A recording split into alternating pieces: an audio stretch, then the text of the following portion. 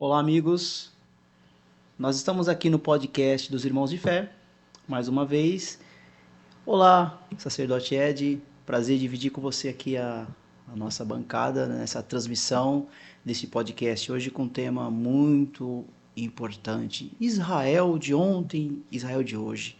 O tema do momento, guerra no Oriente Médio, que diretamente e indiretamente tem produzido algumas dúvidas no meio cristão. E que nos afeta? É um problema nosso? Pois bem, olá, sacerdote Maurício, prazer novamente estar aqui com você. Na verdade, Israel tem tudo a ver com aquele que decidiu professar a sua fé como um cristão, né? Nós vamos ver hoje aqui mais do que talvez uma questão política, mais do que uma questão territorial. Vamos esclarecer hoje aqui alguns pontos espirituais a respeito desta grande, desta grande guerra e este grande assunto do momento aí, Pois né? bem, então como que originalizou tudo isso aí? Por que essa guerra de dominância territorial, geopolítica? Por que os palestinos estão lá, e Israel está jogando bomba? Como que se originalizou isso aí? Nós precisamos percorrer o tempo um pouco para trás para entender o que está acontecendo hoje e fazer uma prévia do que virá na frente. Na verdade, é uma guerra, ela tem um início aí muito antigo. Na verdade, essa guerra, ela começa, na verdade, dentro de casa, né? Essa é uma guerra que ela começa ali no livro de Gênesis, no capítulo 16, 17, 18, a formação desses dois povos. Gênesis 18 fala a respeito, aliás, Gênesis 16 fala a respeito de que Abraão tem um filho, né, chamado Ismael, pai dos árabes, dos ismaelitas, e de Ismael saem 12 tribos abençoadas e ricas, porque nós vemos lá em Gênesis 18 que Abraão despede a sua concubina, Agar, e despede Ismael, mas a Bíblia escreve que ele abençoou Ismael, a bênção foi com ele. Abraão circuncidou seus filhos, segundo o ritual hebreu da época, cristão dos dias de hoje, e então ele despede com a bênção. E posteriormente nós sabemos que da descendência de Abraão, com Sara, nasce Ismael. Então a Bíblia nos relata que entre Gênesis 16, 17, 18, embora irmãos, há conflitos que já começam aí, porque a única vez que eles se reúnem ali para poder depois dessa separação, é em Gênesis 24, 25, e quando eles vão sepultar o pai. Quando Abraão morre, é a única vez que a Bíblia relata que eles se unem, mas a Bíblia relata que já havia entre eles ali um conflito. Que não é diferente nos dias atuais, né? Muitas famílias se reúnem em velórios de familiares, né? Exatamente. Mas e dá a entender-se que todos são abençoados, filhos de uma promessa, tudo bonitinho. Mas o porquê dessa guerra aí? De onde surgiram os palestinos? Quem são os palestinos? Quem são esses?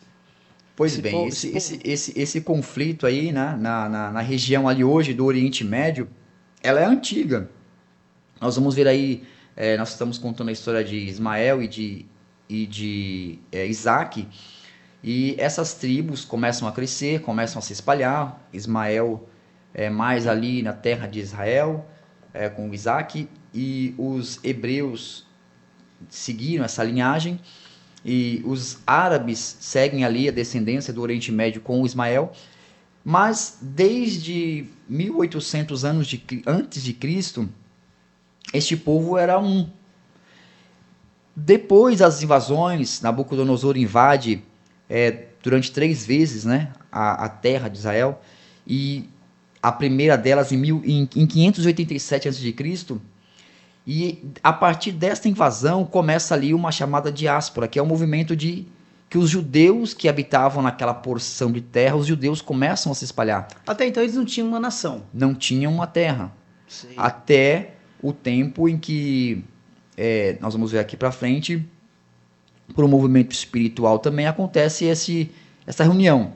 Então, começam a se espalhar. Algo semelhante ao que aconteceu na perseguição aí depois da Segunda Guerra Mundial, né? Ou durante a Segunda Guerra Mundial, que os judeus os que não foram exterminados, né, acabaram se fugindo e se espalhando pelas nações. Mas no fato histórico, ali em 66 até o ano 70 a.C., até os 133, 135, há diversas invasões do território. Então, em 395, a Palestina ali, ela é criada depois de que os árabes invadem aquele território, em 638, ali mais ou menos, após o Império Bizantino criar ali uma província, eles conquistavam a terra, e este povo, os árabes, eram os ismaelitas que, por volta ali do ano 1099, eles acabam fundando este território dos ismaelitas, agora dos palestinos. E para a gente entender melhor de onde que vem, como que se define para nós que surgiu esses palestinos, qual a origem Bom, pegando o gancho do que deste você povo está que falando, invadiu ali a terra, né?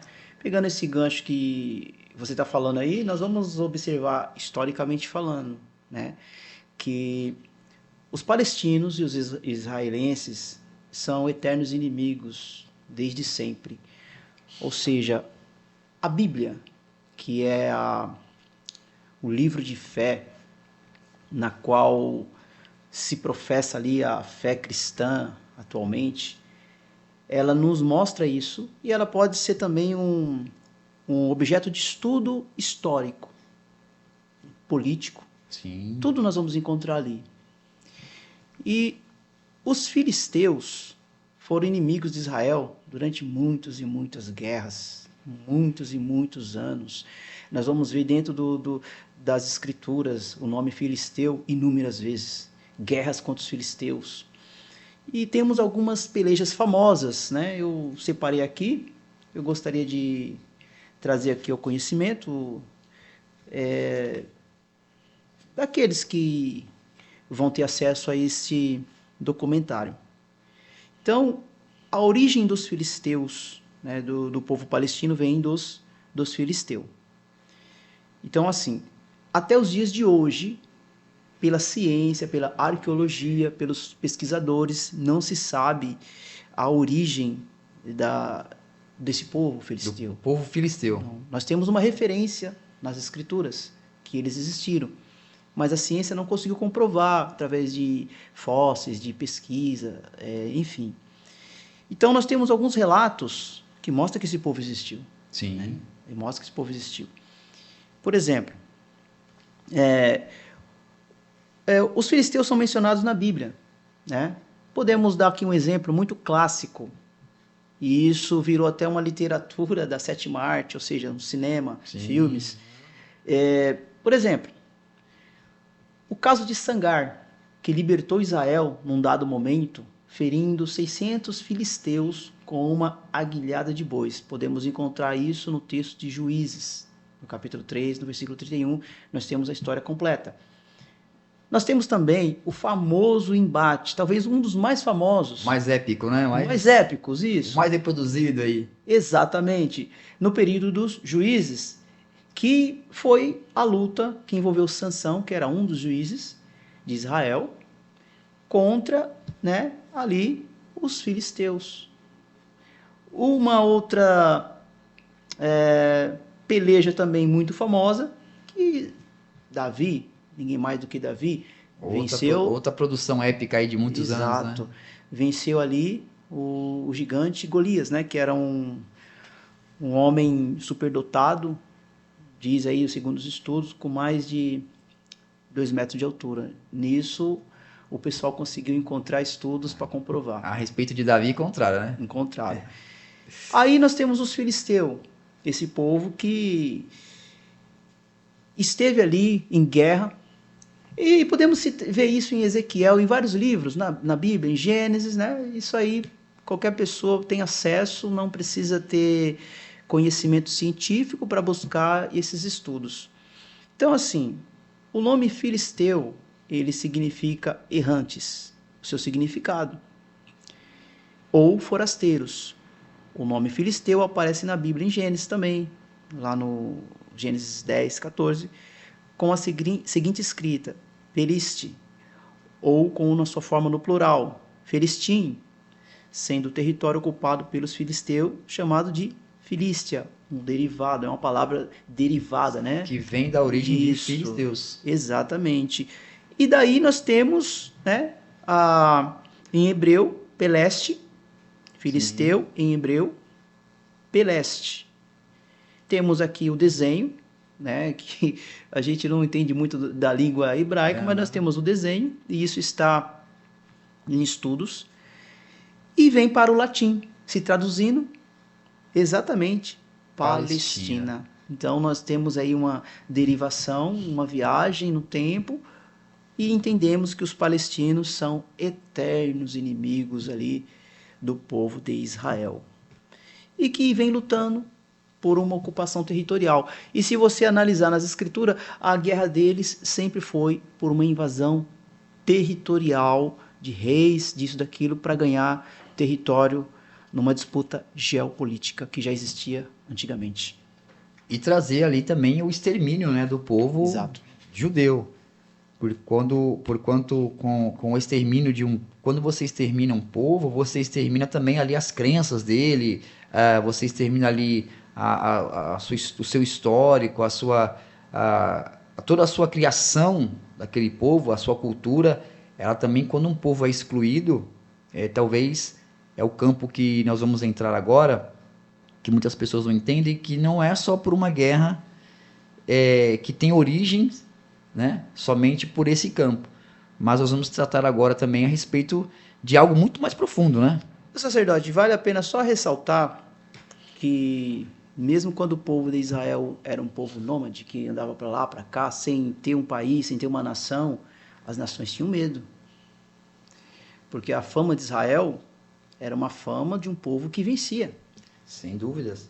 A famosa guerra aí dos 6 dias aí, Exatamente. Depois da criação, né, do Estado, uma das formas, nós vamos ver aqui também, que uma das formas que Deus faz criar o Estado de Israel da forma que é hoje, passa por uma intuição, digamos assim, espiritual.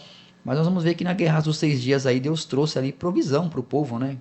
Havia ali depois que eles invadiram as terras de Golã, chamada hoje ali território palestino, o povo judeu ali sempre com poucas pessoas, né? E ali eles iriam passar por um período ali que precisavam acender as velas, né, do candelabro, do santuário, e nós conhecemos aí muito profunda a história. Vale a pena as pessoas aí pesquisarem também sobre a guerra dos 6 dias, que mostra ali uma provisão que Deus proveu o azeite, que daria só para um dia, né? Deus provê ali a multiplicação do azeite. Uma provisão gigantesca, né? Para 6 dias, né? E mais um, na verdade. Então, isso até hoje, isso é cultuado entre nossos irmãos judeus, e por uma provisão, intervenção também divina. Aí a gente pergunta, uma intervenção divina em algo que seria só político, não teria cabimento, não é isso?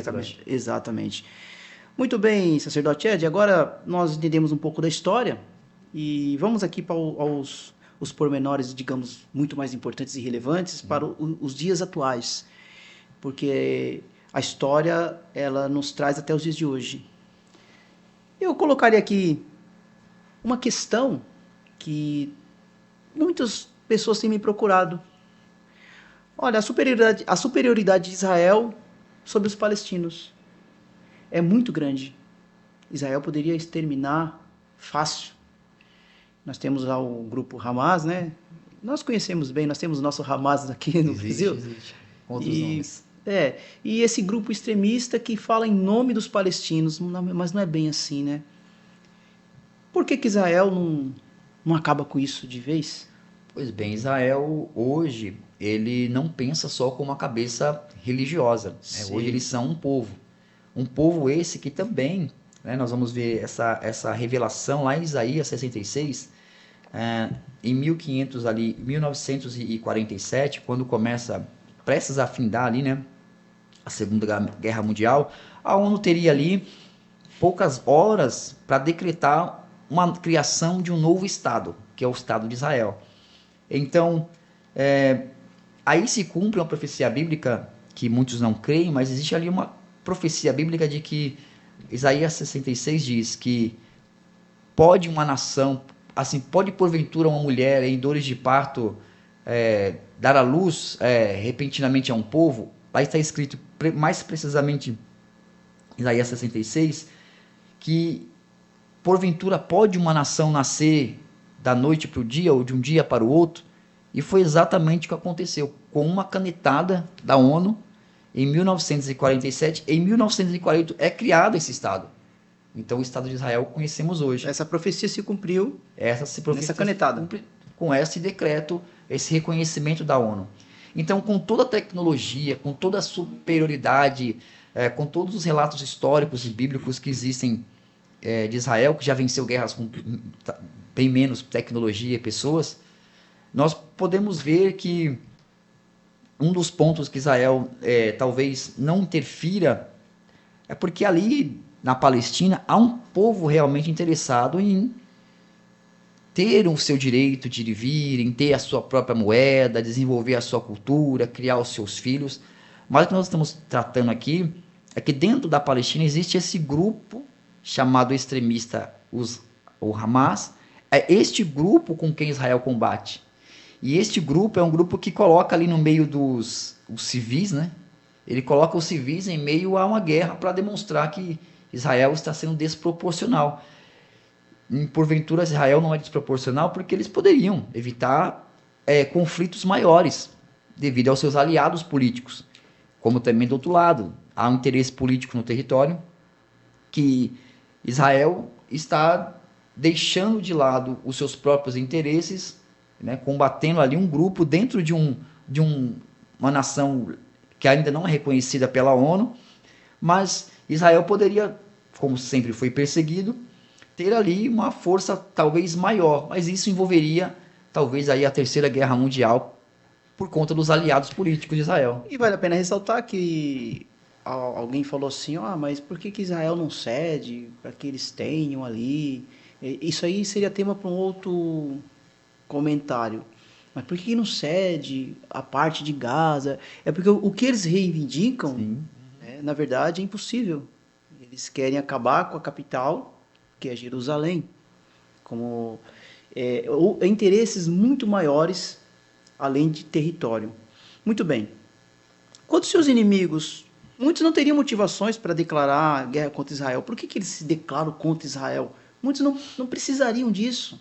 São países ricos, são países que têm a sua cultura, a sua fé, e vai indo muito bem, mas eles fazem questão de se mostrar inimigo contra Israel. Por quê? Israel, realmente agora nós estamos entrando numa parte espiritual, ou realmente tudo é só uma questão de política da região ali do Oriente Médio, por ser uma região muito rica na parte do petróleo?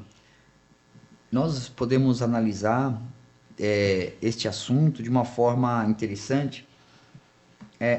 Na verdade, a faixa de Gaza ali, onde se dá os conflitos, é uma área muito pequena, são 365 quilômetros quadrados. Muito pequena, né? Muito pequeno, né? Então, na verdade, este não é o maior interesse, né? Há riquezas muito maior, por exemplo, nos Estados Unidos, ou Rússia, ou China, países economicamente de primeiro mundo. Mas o que nós estamos esclarecendo é que esse ódio aos judeus, ao povo de Deus, ele passa por dois pontos. Um deles o povo de Deus sempre foi um povo perseguido, né? E entra num outro ponto, Juízes fala sobre isso, 17, lá em Amós também fala sobre isso, que há uma desobediência do povo. Então o povo acaba não entendendo que o Messias já veio, que o Messias esteve entre nós, que o Messias vai voltar.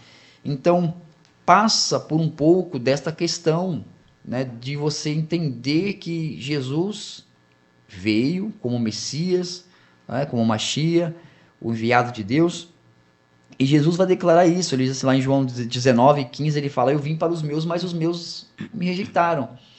Então este ódio aos judeus, ele é algo que o mundo não consegue explicar até o dia de hoje, né? Como nós já falamos aqui a respeito da Segunda Guerra Mundial, né? Liderada ali pelo um grande ditador que pregava esse ódio e extermínio, né, as minorias, né? Há grupos que hoje lutam, inclusive defendem erroneamente, né, esses extremistas, mas que lá atrás Hitler e esses outros homens que acompanhavam ele perseguiam o povo de Deus e exterminou, né, o povo de Deus. Então, assim, sem acrescentar nada à sua fala, mas a sua fala está me induzindo a uma conclusão. Pode-se dizer, então, que devido à desobediência do povo de Deus, que não recebeu o Messias, de repente, esses inimigos, essas nações, aqueles que talvez não deveriam ser inimigos, não têm motivações nem política nenhuma para ser inimigo de Israel, se levanta contra Israel devido talvez uma desobediência, porque vamos entender uma coisa, né? Israel também ele tem as suas faltas, ele tem as suas vamos dizer num linguajar bem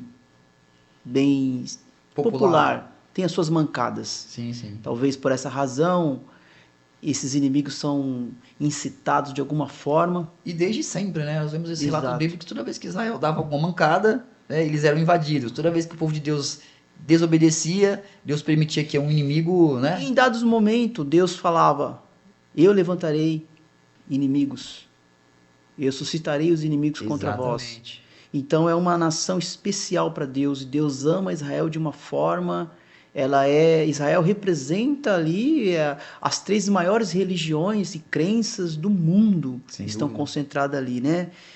E hoje, qual é a posição da igreja mediante esse conflito?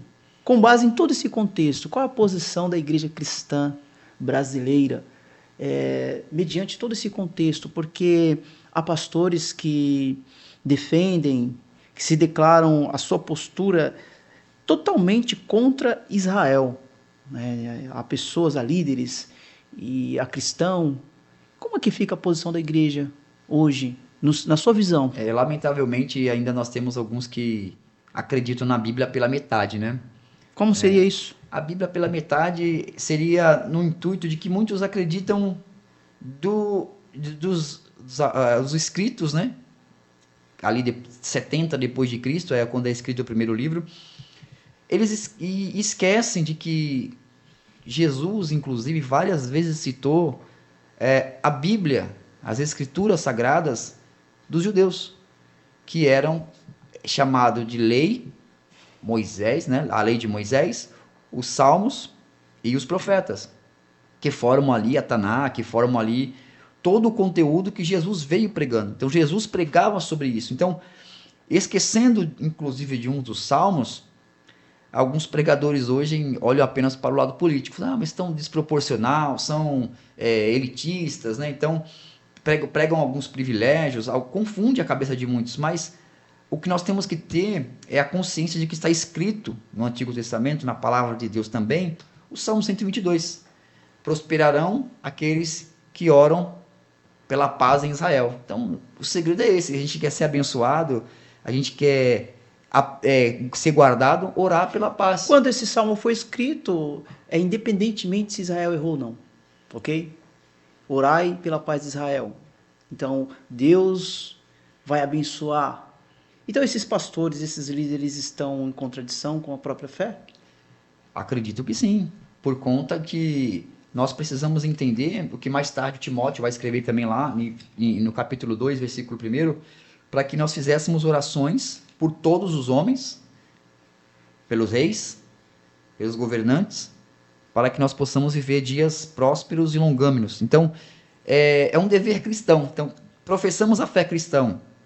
Nós temos o entendimento que nós somos chamados cristãos por seguir o que Jesus Cristo ensinava. Jesus ensinou os seus discípulos.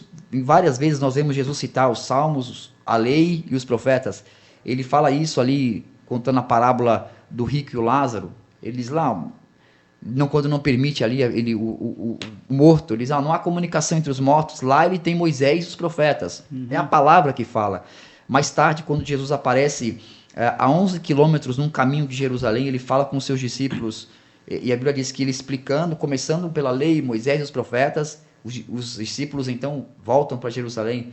Em Jerusalém, Jesus aparece de novo e explica para os discípulos que estavam ali a lei, Moisés e os profetas. Então, nós deixarmos de crer, né, na nação de Israel como um povo de Deus, nós estamos deixando de crer naquilo que Jesus ensinou, sermos como cristãos, seguir o que ele ensinou. E se ele ensinou esses ensinamentos, devemos seguir também. Então, nós já estamos entrando aqui na parte mais espiritual, já saímos da parte política, geopolítica, territorial, e estamos falando de uma parte mais espiritual que envolve Israel. E existe três religiões predominantes em Israel, e muitas pessoas não têm conhecimento disso, né? Que lá é o berço do judaísmo. Jerusalém, inclusive, detém o título até pouco tempo da capital mundial, por ser a capital da qual ninguém se tem governo, justamente por uma provisão de Deus. Mas explica um pouco para nós aí a respeito dessas três religiões, sacerdote. Então, o judaísmo é a religião predominante, o islamismo e o cristianismo. E nós temos algumas outras minorias, que é os drusos e barraíns. Então é uma minoria muito escassa, muito pequena. E as religiões predominantes de Israel são essas três. Então cada religião, ela existe pilares. E você falou, sacerdote, você estava falando que Jesus falava dos escritos, das leis, dos profetas. Sim. E eu vou observar uma coisa aqui. Você pode me interromper ou fazer alguma dentro aí em qualquer momento, tá? Veja bem, curiosidade. Vamos para o judaísmo. Quais são os pilares do judaísmo? Predominante, né? A predominante é a número 1, vamos dizer assim. Né? O que predomina lá em Israel é o judaísmo. Talvez os crentes falem, mas o judeu não é crente, o judeu negou Jesus. É o que eu mais escuto. O judeu negou Jesus e tal. E você tem que explicar todo o contexto, tudo isso aqui, nós temos que resumir para a pessoa, e às vezes a pessoa ela não para ouvir. É uma grande história, na verdade. É uma grande história. Para você fazer um julgamento, você tem que entender a causa, a razão e o porquê. Então, um dos pilares, veja se você encontra alguma coincidência ou alguma similaridade com a fé cristã. Vamos lá? Vamos aos pontos. Primeiro pilar. O livro sagrado é a Torá. Segundo pilar, arrependimento e retorno às origens. Temos algo familiar aí, né? Vai vendo. Quando alguém se comete algum erro, né? Outro pilar, prece e ligação com Deus. O que é isso? Quer dizer, prece. Algo relacionado a já algo que nós conhecemos bem, né? Bem familiar. Porventura, nós não fazemos a prece, nós não temos a ligação, nós não fazemos a oração, nós estamos apenas diferenciando a linguagem. A nomenclatura que muda, Exatamente. Né? Caridade no sentido de justiça. A caridade é o que Jesus ensinou. Para os judeus, para o judaísmo, a caridade é uma questão de justiça. E a justiça para nós, ela pode ter outro viés. Ela tem uma conotação mais... Exato. Entendeu? Legalista, então, né? Exatamente. E o lugar sagrado, que eles têm como um lugar santo, olha só, são as sinagogas, são os templos, são a igreja. Então, assim, veja como o cristianismo está ligado ao judaísmo. Veja bem, né? Partindo do Torá. Mas o Torá não é de Deus. Puxa vida, nós temos muitas referências que Jesus falava sobre as escrituras. As escrituras, exatamente. Tem as escrituras no plural e a escritura no singular, que são duas coisas diferentes. Uma se refere ao Antigo Testamento, outra ao Novo Testamento. Então Jesus fala, examinai, veja a lei e os profetas. Então você não pode afirmar que o que a Torá ensina é errado. Não é abolir, né? Não. Nós temos aí uma ligação. Islamismo. Nós pensamos em quê? Em bombas. Exatamente. O pensamento que vem é esse, né? Muçulmanos, bombas. Mas é o pensamento idealizado por uma cultura ocidental mesmo, Exatamente. Né? Fora desse viés espiritual. Exatamente. Prossiga. E só um adendo. O islamismo, para você ter uma ideia, é a religião predominante na Arábia. E quem é o pai dos árabes? Ismael. Voltamos mais uma vez ao contexto bíblico, Exatamente. histórico, religioso. O que tem de cristão no Brasil falando contra a sua própria fé, sem perceber, indiretamente, ele está criticando a própria crença dele. Exatamente. Então, o Ismael foi abençoado por Abraão. E alguém fala, meu pai é Abraão, pai da fé. E Ismael foi o fundador, o pai dos árabes. E a religião predominante é o Islã. E as terras árabes são conhecidas por suas riquezas, né, subterrâneas. Exatamente. Ali. É uma prova, mais uma vez, que a bênção que Abraão abençoou, Ismael se segue aí também. Exato. E a palavra islamismo, olha só, ela tem a sua origem árabe. E o seu significado é submissão, Bonito, sujeição à vontade de Deus ou Alá. Ou seja, Alá é uma expressão árabe referente a Deus. Assim como nós também podemos dizer Criador, nós direcionamos a Deus como Criador. Os judeus chamam de o Eterno, né? O Eterno, né? O Pai das Luzes. Então nós arremetemos a Deus também de uma forma coloquial, né? E eles chamam a Deus de Alá. Então, islamismo significa submissão à vontade de Deus. E nessa religião ela tem 5 pilares também fundamentais. A profissão de fé. Profissão de fé, isso aí é importante, hein? A profissão de fé, que dá a entender-se que você precisa fazer da sua fé algo que você viva, você tem que proferir ela, que você vive daquilo. Você não pode ir para o lugar, um muçulmano, ele vai num lugar, você percebe que ele tem ali a sua profissão a sua profissão está ali escrita marcada, no né? seu corpo, né? Então, um dos pilares. Eles chamam assim a prece legal, segundo pilar, a prece legal. O que é a prece? É uma oração, talvez como nós deduziríamos a nossa oração, a oração da fé. Uma oração direcionada, né? Uma oração direcionada, uma oração por uma cura. Lá eles chamam de prece legal. E o jejum do Ramadã. O que é o jejum do Ramadã? Bom, o Ramadã é o nome do 9º mês do calendário islâmico. Eles realizam este jejum que se estende do nascer do sol ao pôr do sol. É um mês sagrado para eles. Eles acreditam que Muhammad recebeu a revelação do Alcorão, que é um livro também, pelo anjo Gabriel. Que o anjo Gabriel aparece também na Bíblia cristã. Aparecendo a Maria, aparecendo... Exatamente. Alguns profetas do Antigo Testamento. E está nas nossas escrituras, na Bíblia, que nós cremos. Então, até esse ponto, nós já vemos aqui que esses pontos mudam apenas a nomenclatura, mas que os pilares acabam sendo os mesmos. São os mesmos, mas talvez de outra forma, não outra forma, mas de outra... De um outro jeito, né? E outro pilar é a peregrinação a Meca.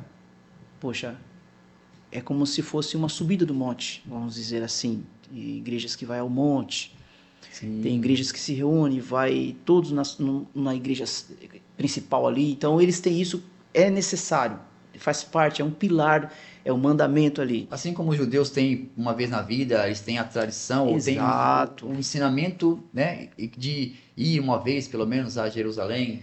E olha só ela aqui novamente, pagamento da esmola legal, nada mais é do que a caridade. A caridade de novo, aí volta no... Então para eles, para os judeus, chama-se de justiça. Então eles fazem aquele ato de ajudar as pessoas mais necessitadas, que estão precisando, viúva, tal. E o islamismo ele tem isso com outro nome, pagamento da esmola legal. Eles chamam de pagamento. Então eles devem isso como se fosse uma esmola legal, né? Então esses são os principais pilares. E a mesquita sagrada de Meca, como já disse aqui, a peregrinação a Meca, que está exatamente no centro de Jerusalém. Está lá o domo de Jerusalém. Exato. E cristianismo. O cristianismo, que é uma religião predominante também, os seus pilares são... Aqui eu coloquei os seus pilares, né? A escritura, ou seja, a Bíblia, somente a Bíblia é a palavra de Deus, a referência. Sim. Então nós estamos fazendo alusão ao Alcorão, para o islamismo, tem um direcionamento, o Torá, para os judeus, tem um direcionamento no que está escrito ali. Solus Christi, que significa somente a Cristo, né? Sola Gratia, que significa somente a graça. Sola Fide, é isso mesmo, somente a fé. Sola Deo Gloria, que quer dizer somente a Deus a glória. E o cristianismo em Israel tem Jerusalém como um lugar sagrado.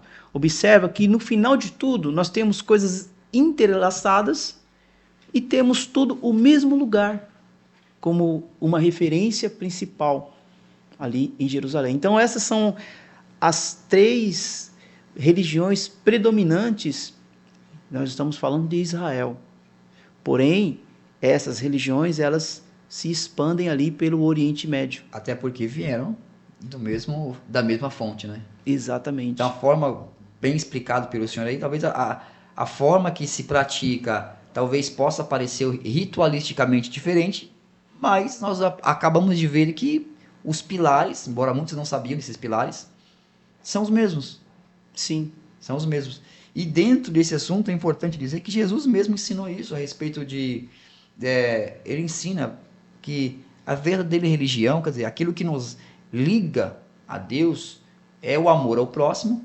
E diz assim, a verdadeira religião é essa, visitar os órfãos, as viúvas, os necessitados. Então, o próprio Cristo, ele sendo o fundador do cristianismo, se você for falar qual a religião dele, ele era judeu. Era um judeu. E praticava. A Bíblia relata lá em Atos dos Apóstolos, quando Saulo e Barnabé, o apóstolo Paulo e Barnabé pregam, lá em Atos 11, 26, que ali foram chamados primeira vez de cristãos, porque viram neles as mesmas obras de que o Jesus judeu pregava. Então, um judeu incitava e pregava e falava, e mais tarde, isso lá em Atos dos Apóstolos, descreve que esses 2 homens, Saulo e Barnabé, foram chamados cristãos pela primeira vez. Então, nós vemos que os cristãos foram chamados de cristãos por seguirem orientações de um homem que até então era judeu. Era um judeu. E sendo judeu, seguia os rituais judaicos. Né? Vestimentas. As vestimentas. Hábitos. Né? Que nós vamos entrar em detalhes aqui, mas aquele hábito que havia, lavar pés, existe até os dias de hoje. A apresentação no templo. Exatamente. Que os judeus chamam de bar mitzvah, lá a transição dos 12 aos 13 anos para a vida adulta. A gente encontra, os pais dele encontram ele no templo lá fazendo isso. Exatamente. Então, e nós, os cristãos, os que dizem ser cristão, eles praticam diretamente, inconscientemente, as mesmas obras. E por muitas das vezes criticam, né, criticam Israel, criticam os judeus, e a levada maior, a fala maior deles é que assim, eles rejeitaram Jesus, quando na verdade é muito mais fácil você apontar o dedo para alguém, enquanto na verdade muitos que falam que porque os judeus não rejeitaram Jesus, mas quantas vezes os próprios crentes cristãos estão negando a Jesus, estão deixando de ajudar o próximo, negligenciando os pilares que o senhor bem colocou aqui. Exatamente, isso aí. Então, às vezes existe muita hipocrisia, né? Hipocrisia. Criticam a nossa defesa a Israel, dizendo que nós estamos de um lado político, né? Tem se falado muito sobre isso, né? Então, nós estamos mostrando que defender Israel não é defender um lado político, né? Israel sempre sofreu por desobediência, mas algo que é importante salientar é que nada foge do controle de Deus, né? Inclusive muitos estão talvez se perguntando hoje aí, eu acho que a gente pode entrar nesse assunto, que Jesus, ele ensinou aos discípulos, ensinou ao povo, e a Bíblia fala que lá em 2 Timóteo, para examinar as Escrituras. Então, esse cuidado de olhar as Escrituras mais profundamente vai dar para quem nos acompanha, para quem está ouvindo, olhar, né, nos questionar um pouco mais. Aqui nós temos um tempo breve, mas se questionar, examinar um pouco mais as Escrituras, porque nós vamos ter o entendimento de que esses pilares, e que quando nós defendemos Israel, não é apenas defendendo um lado político, né? Sim, o que nos liga a Israel hoje é acreditar na promessa que a própria Bíblia, as Escrituras nos fala. Você apoiar Israel não significa que você concorde com os erros de Israel, com o erro da nação, o erro de Israel. E alguns dizem assim: puxa, mas vocês falam tanto de Israel, coloca a bandeira de Israel, faz isso, faz aquilo. E a Croácia, que foi invadida, ninguém fala. Não. O que está escrito aí nas Escrituras? Primeiro Timóteo, né? 1 Timóteo, exatamente. Nós orarmos por todas as nações. 1 Timóteo, capítulo 2, fala a respeito disso, no versículo 1.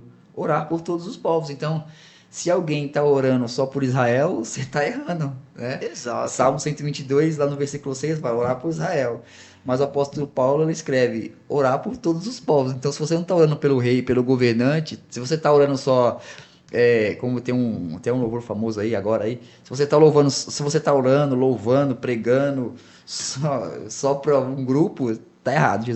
O apóstolo Paulo ensina orar por todos os povos, pelos seus governantes, pelos reis, para que haja paz. Então, já mais uma teoria que cai por terra aí, né? As pessoas, elas deveriam, ao meu grosso modo de ver, elas deveriam pesquisar um pouco mais, né? Elas deveriam estudar um pouco mais a palavra de Deus, orar a Deus antes, para pedir um pouco de sabedoria, para poder interpretar, porque assim eu não posso também ler a Escritura já com algo pré-definido dentro de mim. Já ler a Bíblia já com viés, né? Exato. E assim, o que eu vejo é que existe uma tendência a defender uma causa na qual eu estou inserido. Então, assim, alguns falaram, mas Israel é um país totalmente de direita, já levando por um viés político dentro daquilo que a pessoa quer se sentir bem, enquanto, na verdade, se você estudar, Israel é um dos países mais liberal que tem. É um país liberal. Nós estamos falando de extremismo. E como nós já citamos aqui, Israel também Israel, assim como esses grupos que hoje são de esquerda, Israel um dia foi colocado nesse pacote da esquerda também, né? Exato. Quando foi perseguido. Exato.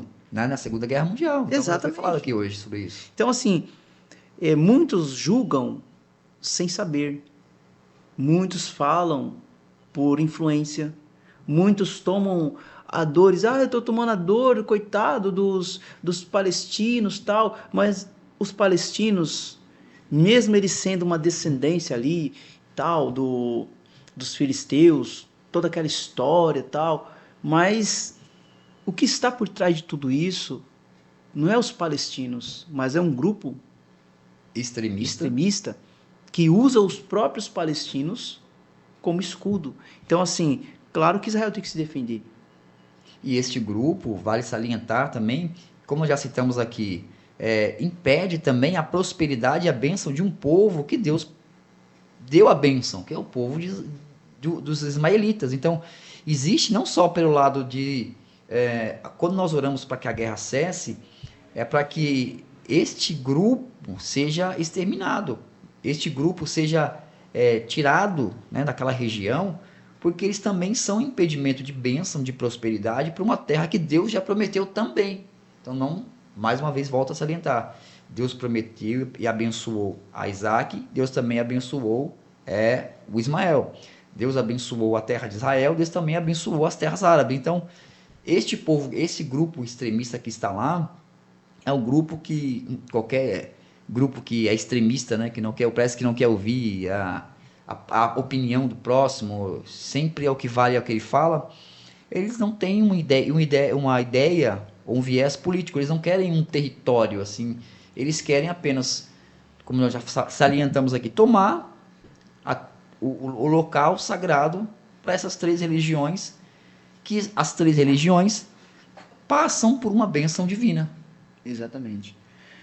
E assim, olha, nós vamos encerrar aqui o nosso podcast e dizendo assim, esse é um assunto que tem muito conteúdo para se discutir, tem muita história para se estudar, para se ler, e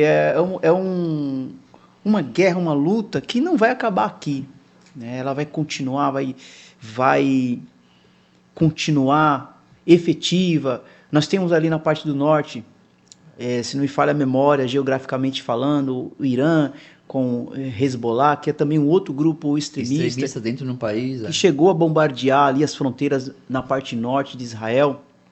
Então, assim, inimigos que estão ali. Então, todos os extremistas dentro de uma nação atrapalham, né? Nossa, a gente demais. tem vivido isso, né? Nossa, demais. E nós temos os nossos Hamas, nossos Hezbollah aqui no Brasil, né? De uma forma mais contida, mais contida, mas existe, né? E o pior de tudo é que ela está bem declarada aí, bem nítido, né? Bem nítido, bem aberto, né? E as pessoas fingem não ver ou talvez estão torcendo para... Vale salientar que nós citamos aqui algumas passagens aqui, por exemplo, a criação de Israel, lá em Isaías 66.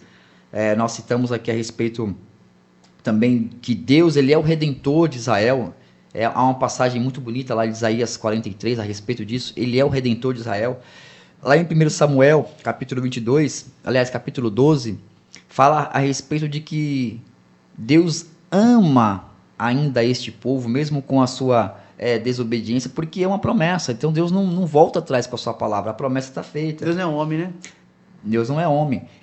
Uma outra carta do apóstolo Paulo que ele escreve, aliás, Pedro escreve isso, que agora nós somos o sacerdócio real, é a nação eleita, né? Então, existe isso, e vale salientar que eu separei aqui, para nós lermos aqui, Romanos capítulo 11. Vou ler aqui para nossos irmãos aqui. Romanos capítulo 11, o apóstolo Paulo escreve assim, lá no versículo 25. Ele escreve assim: irmãos, eu não quero que ignorem esse mistério, para que não se tornem presunçosos. Olha só o que ele diz. Israel experimentou um endurecimento em parte. Algumas traduções vai estar escrito uma cegueira. Em parte, ou seja, nós já estamos vendo aqui que primeiro aqui há um mistério, e aqui Israel experimentou um endurecimento. Então, alguns judeus, alguma parte da nação não enxergou. Vou de novo. Irmãos, não quero que ignorem esse mistério, para que não se tornem presunçosos. Israel experimentou um endurecimento em parte, até que chegue a plenitude dos gentios. E assim, todo Israel será salvo, como está escrito. Então, nós entendemos claramente que Deus está no comando. Deus está no controle de tudo.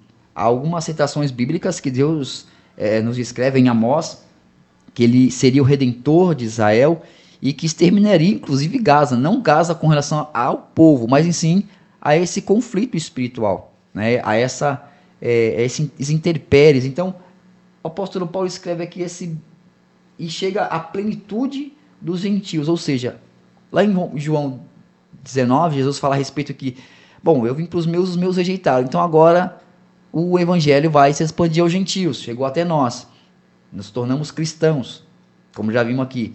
Então, seguindo esse mesmo pensamento de fé, há um interesse sim de um povo hoje que é um cristão, seguir os ensinamentos de um homem chamado Jesus, que é o nosso Messias, porque lá está escrito, lá em Isaías, que o Redentor virá de Sião, destruirá a impiedade.